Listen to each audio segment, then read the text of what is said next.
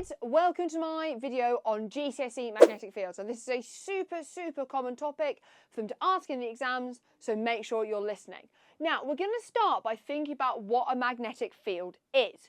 So a field in physics isn't a green thing with grass and a gate. It's any area where a force is experienced. So when we're thinking about a magnetic field, it's any area where if we put a magnetic object or another magnet there, that is going to feel a magnetic force. We know this from common sense. If I have two magnets, I hold one over here and one over here, they're not going to act on each other, right? Because they're not in each other's magnetic fields. As I bring them closer, their magnetic fields are going to start to overlap. Once we've got one object inside the other's magnetic field, it's going to start to feel forces. As we bring them closer, they get further into the field, those forces are going to be stronger. So you need to be able to reproduce the shape of the magnetic field around a bar magnet. Now, I always like to think of this as looking like a jacket potato. So we're going to draw a bit of potato up at the top,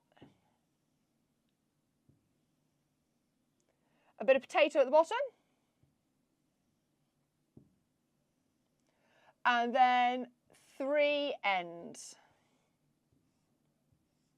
Now, the magnetic field around a bar magnet always goes out of the North Pole and into the South Pole. So out of the North, into the South, out of the North, into the South, like that. What the examiner is going to be looking for, if they ask you to draw the shape of a magnetic field around a bar magnet, is that you've got the same number of lines on the top and the bottom, so it's kind of symmetrical. They're going to want 3 lines at least, and they're going to be looking for those arrows going in the correct direction. Now, there are 2 ways that we can find the shape of the magnetic field around a bar magnet.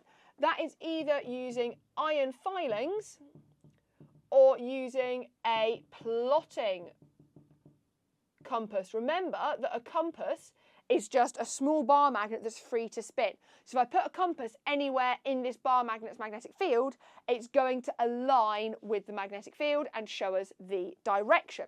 So that is the main advantage of using a plotting compass as opposed to iron filings, is that a plotting compass will also show you the direction of the magnetic field. Iron filings won't necessarily. Right, so not everything is a magnet. Okay, but some things can be magnetic without being a magnet, and that is what we call induced magnets. So there are only 3 magnetic elements, okay? They are iron, cobalt, and nickel, okay? Those are our 3 magnetic elements. There are no other magnetic elements. A really common misconception is that students think that aluminium and copper are magnetic. They are not.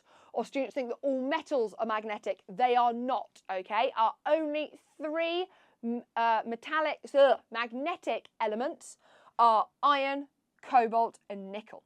Now, the way that these guys become magnetised is they become what we call induced magnets. So if I've got, let's say, an iron paperclip, and I put it in the magnet's magnetic field, it's going to cause my paperclip to become what we call an induced magnet. So it becomes a mini magnet all of its own. So if it's attracted to the south end, it'll get a little north here and a little south here. It becomes an induced magnet. If I take that paperclip, though, outside of the magnetic field of the bar magnet, it's no longer going to be magnetic. It's no longer going to be an induced magnet. So that paperclip then can go and pick up another paperclip. If I put it back inside the magnetic field of this bar magnet, then it could pick up another paperclip. Again, inducing a little north and a little south. Now, if I took these paperclips off this end and took them to the other end of my magnet, remember that magnetic materials are always attractive. So what will actually happen is that I get a south, a north, a south, and a north. Will induce different magnetism in them depending on which pole of the magnet we put them close to. Now this works best at the poles of the magnet because that's where the magnetic field strength is the strongest, okay? These field lines can actually help us to work that out because a field is always strongest where the field lines are closest together. So for a bar magnet, the field lines are closest together at the poles, so it's the poles that are the strongest part of this magnet. Right, let's talk about our magnetism rules then. So if we've got two permanent magnets, so things that are always magnetic, like bar magnets, and we put different ends together, different things will happen. So if we put the north ends together, they will repel and the field lines will bend and look a bit like this. Notice that the field lines don't cross, okay? It's showing those magnets bending away from each other. They're going to repel. The same thing happens, actually, if I put two south poles together, except for the field lines are going in the opposite direction, but the same thing still happens. The south and the south will also repel. The only ends of the magnets that will attract are the unlike poles, so north and south. We get a field that goes like this, so it's straight, and because the field lines are staying at the same distance away from each other, it's a uniform magnetic field, so it's the same strength all the way through. And here it shows that these guys are going to attract together. So our overall rules of magnetisms are that like poles repel and unlike poles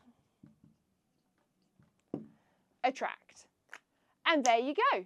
That is our basic rules of magnetism and magnetic fields done for you. So if you really want to improve your grades in physics, I think the best way of doing that is to join in with our My Headspace live lessons. There's a link in the description of this video if you want to go and check out what those are all about. Equally, if you just want the notes on this topic, you can also check out my resources on the My Headspace website. And don't forget to subscribe to this channel so I can carry on making more content just like this for you. I'll see you soon.